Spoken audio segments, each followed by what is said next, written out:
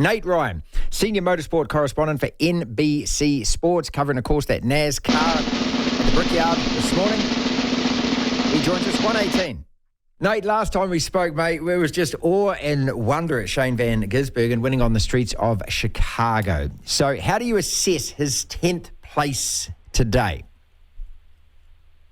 I'd say it was pretty good, Martin. I think that SVG summed it up well when he said that, you can't forget that a top 10 is still pretty good in the Cup Series, especially when he started in the top 10 and finished in the top 10. And there were a lot of veterans, a lot of guys who have won on road courses in the Cup Series who didn't fare nearly as well as Shane van Gisbergen did. So even though it wasn't quite as good as Chicago, he was racing against guys who know Indianapolis Motor Speedway, and I think that they used him up a little bit at times today, but he gave it back a little bit too. So I think he acquitted himself quite well and handled himself well too. Can you just please explain that? They used him up. What do you mean? Well, I think that he got bumped and, shown the way of NASCAR a little bit more than he was at Chicago. At Chicago, I think he left by these guys in the dust. And today at Indy, there was one instance where he threw a block on Alex Bowman, driver for Hendrick Motorsports, the best team in NASCAR, and Bowman just moved him aside in the next corner. And that wouldn't happen, I don't think, at Chicago, because I think he caught a lot of them off guard because he was so good on that street course where none of them had any experience. Today, he was racing against drivers who had a lot of experience in Indianapolis. As SVG put it, there were a lot more chances to make a mistake. So, I think, as he said, it was aggressive out there but fair. And, he also gave a little bit, too. He had a shunt with Ty Gibbs in the opening laps that I don't think Ty Gibbs was too happy with, but, SVG held his ground, and he probably gained some respect, maybe not from Ty Gibbs, but from some other veterans in the field. Nate Ryan is with us on the platform, and we're talking about NASCAR, 10th place finish for SVG today, and this is at the Indy road course. So, again, just for those who are unfamiliar, it's not the oval where the 500 is raced. Just explain this course to us.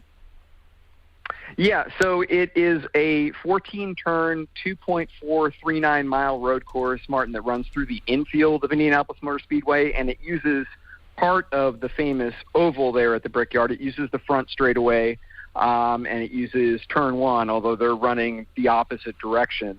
So they make a right-hander, a long sweeping right-hander into the infield and just sort of snake their way through. It's been used by Formula One. It's used by IndyCar. There was an IndyCar race won by Scott Dixon there the day before. IndyCar races there actually quite often. So it's known for being a pretty straightforward course. Today the NASCAR race only featured one caution, which is extremely rare on a road course race, and not a lot of tire degradation.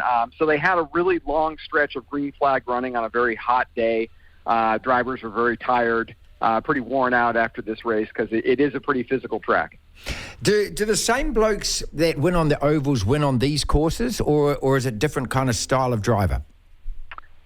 No, it's definitely a different style of driver, Martin. Like today, the driver who won, Michael McDowell, this was only his second career victory in more than 400 starts in the Cup Series. Wow. So it tends to favor a very specialized skill set. And the driver who finished second, Chase Elliott, is regarded as, probably one of the 2 or 3 best road course racers in NASCAR. So it is a very specialized environment.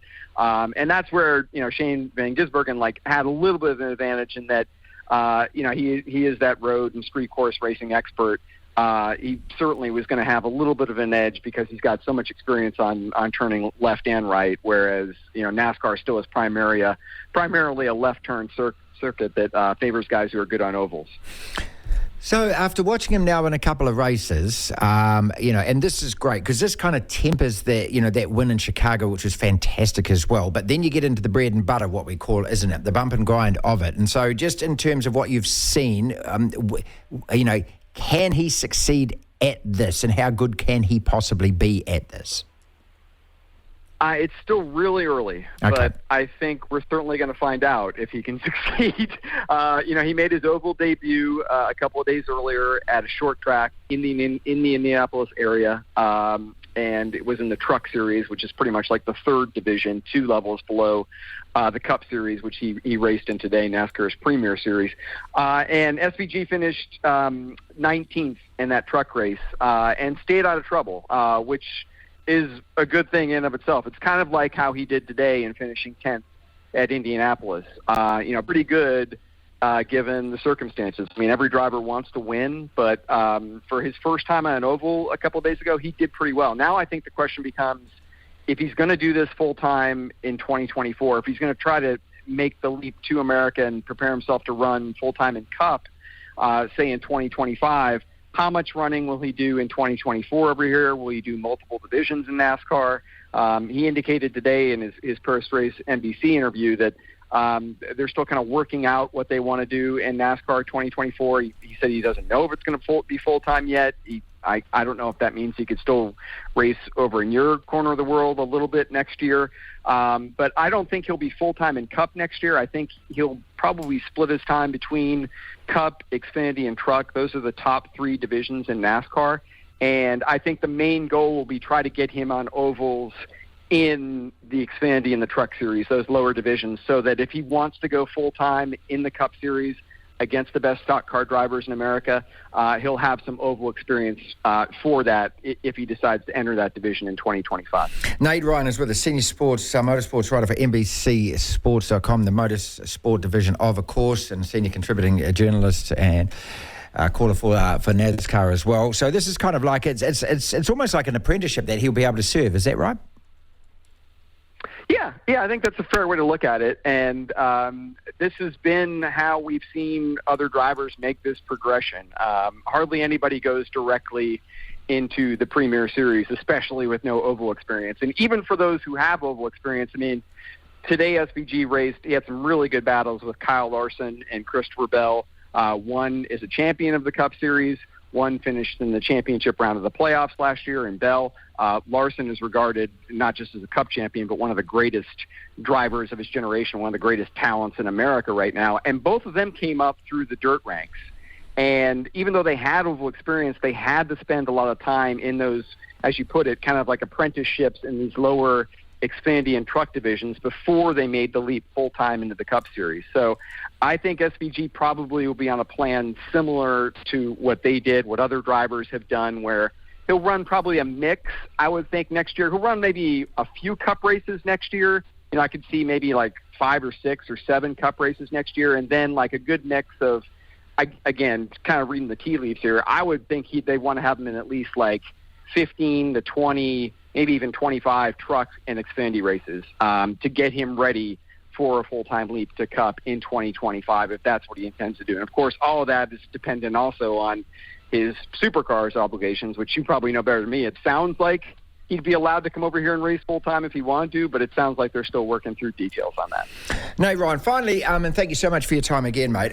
You mentioned, of course, that Scott Dixon had won the day before in Indy cars. 19 consecutive seasons now, he's won at least one race. So a couple of questions around this. I mean, just, your thoughts on him as a driver, what he has achieved, and also just in terms of the best motor race drivers in America. Did they drive Indies? Did they drive NASCAR? How do you compare between the two?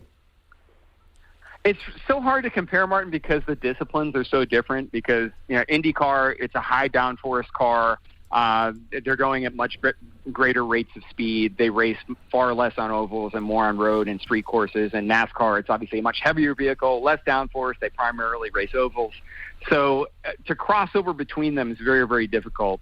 So it's hard to compare. But, I mean, Scott Dixon is certainly one of the 3 or 4 greatest IndyCar drivers of all time. I mean, he's right there with A.J. Foyt, with Mario Andretti. I mean, now he ranks second behind A.J. Foyt on the all-time victory list. That win yesterday was his 54th of his career, as you mentioned, and extended a streak of 19 consecutive years with at least one victory in the IndyCar Series. He's a 6-time champion. He also broke the consecutive starts record in IndyCar yesterday with his 319th consecutive race. So, he's done New Zealand quite proud, I think, in coming over here. And I think, definitely the greatest driver of his generation in IndyCar. In terms of where would he rank over IndyCar and NASCAR?